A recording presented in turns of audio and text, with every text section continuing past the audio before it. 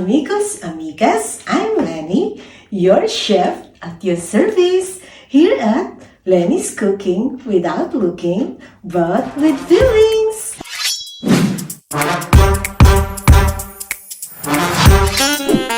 Hello guys, I'm here again and this time another recipe. I'm actually want to cook this because I have this aunt of mine and she's actually craving for this paella or paella, okay? And what we have here for our paella, we have here the bell pepper or pimiento rojo. I have here the onion or cebola, and of course this one is the salt or sal, and this one the colorante. I don't know what's this in English, but this would be give our paella colorful, this colorante. And this one we have here the sepia, in English crayfish, and I have here also, I forgot the garlic or ajo. And this one we have here the clam, or we call it here in Spain almejas. Look guys, we have lots of seeds in front of you. And this one, the shrimp or gambas. And also we have here the mussels, or here in Spain we call it mejillones. Okay, and we have here also the crayfish, or we call it here in Spain cigala. And this one is the brown rice. Actually, I have this brown rice, and this brown rice is actually cooked.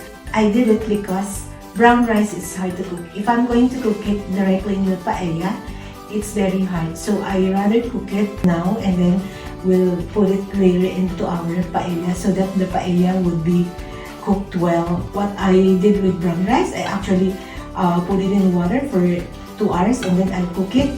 This is how we cook the brown rice here. Me, I cook it that way, okay? And I want the brown rice for my paella because I don't eat white rice, okay? So, those are the ingredients that we will be needing for our paella or paella. So now guys, now I'll be starting the paella with our garlic. I have here lots of garlic. I want more garlic to my food that I cook, okay? This is how I do it. I'm going to remove the skin and then I'm going to chop it into small pieces. I'll be chopping it into small pieces.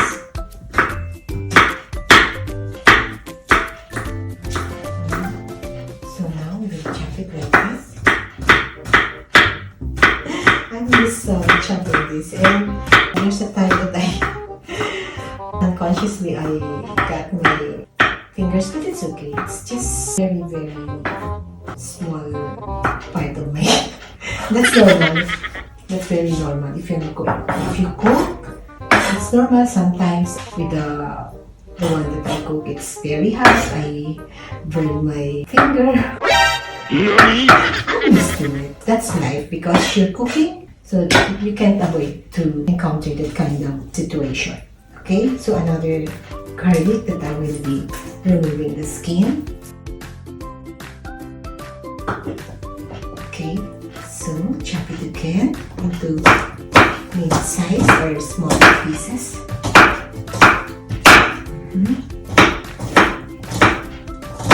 So I'll just continue chopping the other garlic, okay? So now guys, we're finished with garlic. This time I'm going to chop the onion. So I'm going to remove the skin of the onion and then we'll chop it also into small pieces. Here, it's very easy to cook paella because the seafoods here not that expensive. So anytime you want to cook paella, it's very easy because you could buy the seafoods in the supermarket and not that expensive. And here the mussels, you can see the mussels, it's big, and also the clam. I think it's much bigger than the Philippines. This is one onion. Okay.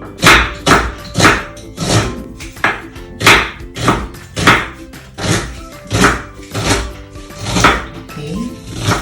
As I mentioned, every time you chop the onion, don't remove this part, so that if you're going to chop the onion, it will be very easy so that it will be stick together.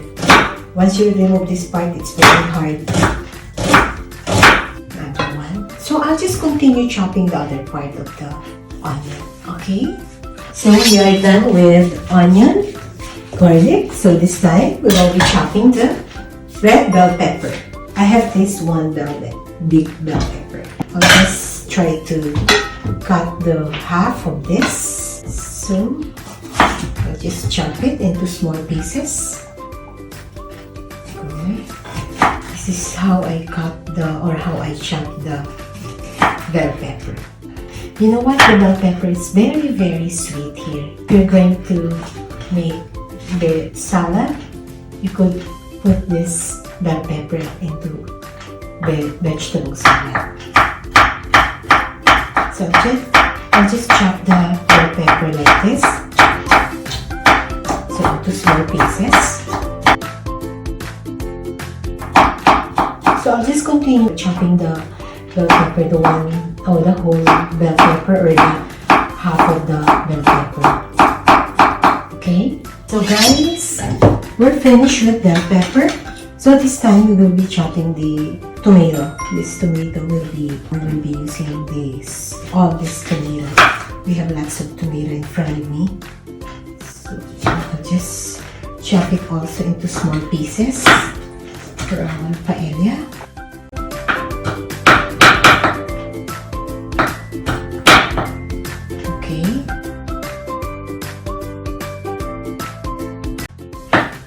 So I'll just continue cutting or chopping the other tomato.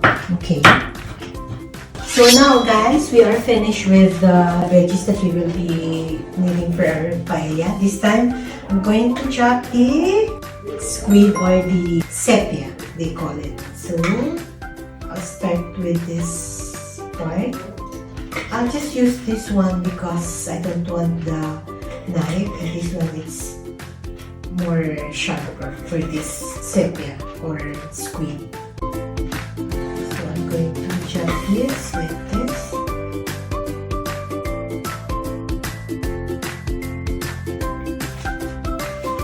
Sepia. It's very big, as you can see.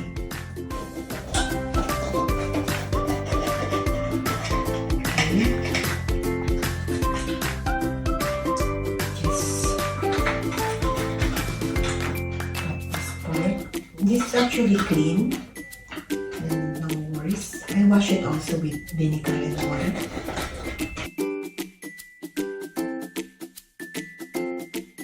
Okay, so I'll just continue chopping this squid. So now, guys, we will be cooking.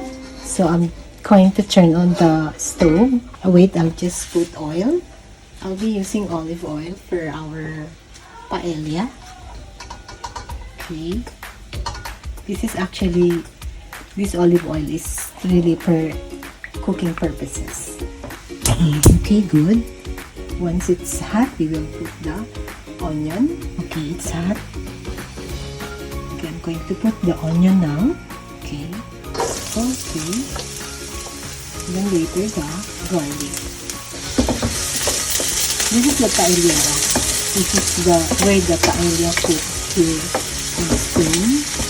They use the paellera.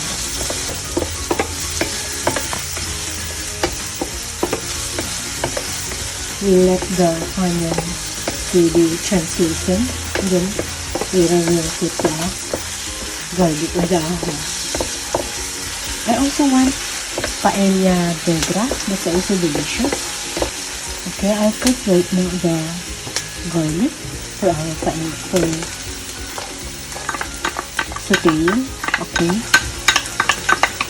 So mix. We'll put a little salt.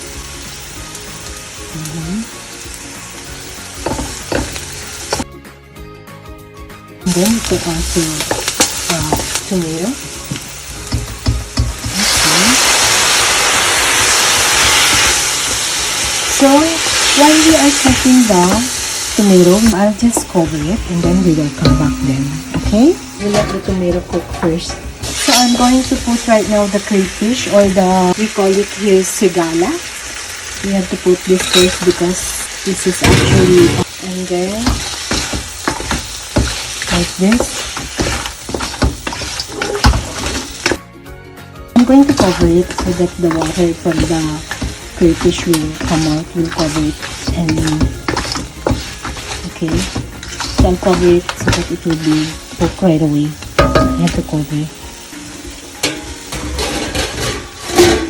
So now guys, we will be putting the almejas or the clams together with the crayfish.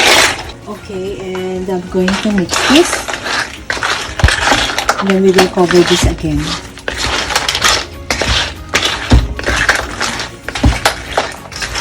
I don't know how we could eat the rice here because this is plenty of seafoods.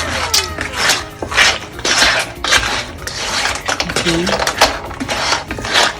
So we'll cover it again. So now guys, the clams is already cooked also. So we will now put the mejillones or the mussels. Okay. Hey, look. Lots of seafoods. I don't know how we will put the rice on this. See? There's still more of seafood. So we put also the gambas or the shrimp.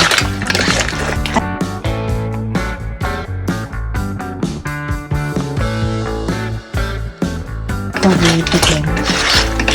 Okay. So now, guys, we will be putting the shrimp or the gambas. This is actually, as you can see, the shells are open, meaning it's cooked. The rice will cover the seafoods. It's more of the seafoods than the rice. And then I'm going to put the bell pepper.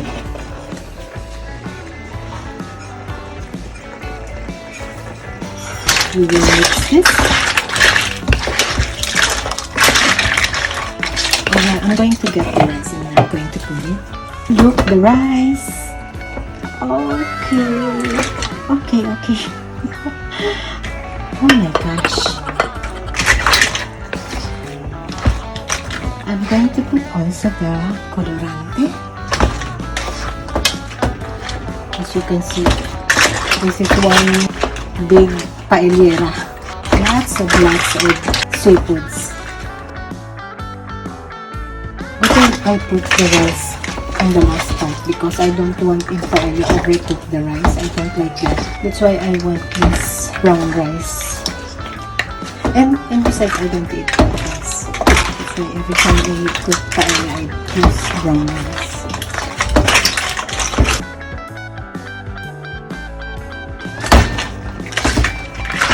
I think I have to cover this first so that it will be cooked well.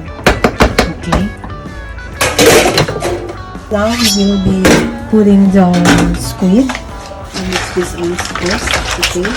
No need to put water because the seafoods that we put give water to our paella. Okay. I'm going to put the squid or the sepia. Okay. I'll mix it again.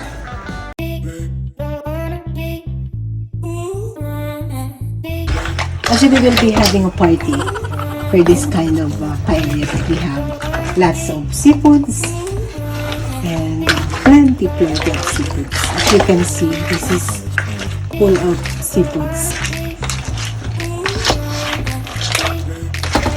Here, seafood is not too expensive. That's why you could buy as much as seafoods that we want to buy. Aside from the oysters, very expensive, but the mussels, clams, and other kind of seafoods, it's not too expensive. Even fish, it's not expensive. So cover it again so that the squid will be cooked well. Just few minutes because once the squid will be overcooked, it's not good. Okay guys, look, the paella, it's almost cooked. It's actually cooked. Huh? Look. Okay. It's done. So later we will prepare it and we will gonna show it with you. Actually, we haven't have our lunch. It's late in the afternoon here. And I'm so hungry. Okay, I actually waiting for this paella. Okay guys, see you then. It's cooking. Look, the paella, lots of seafoods. I don't know where's the rice. The rice is plenty of seafoods. But I actually put lots of rice. But since we have lots of seafoods, because the rice is just inside the shell and you know, okay. So guys, see you then. We will eat later. Look guys, the paella is here. It's already cooked. I'm going to squeeze lemon on it.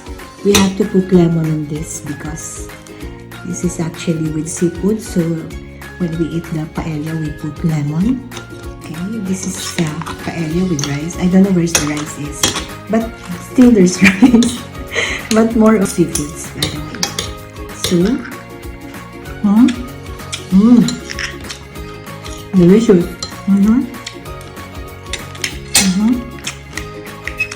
I want this mussel. The clam. Okay, I have this one. Okay, I have to use my hand for this because it's difficult for me to eat this with pork. Okay. Very delicious. Delicious. The squid or the sepia, it's actually very soft because we don't overcook it. I put it on the last part. All I can say it's delicious. This is the perfect paella. If you're going to buy paella, it's very expensive. If you're going to cook it at home, you could save more money cooking it at home and you could eat more seafood. Try this paella. It's very easy to cook.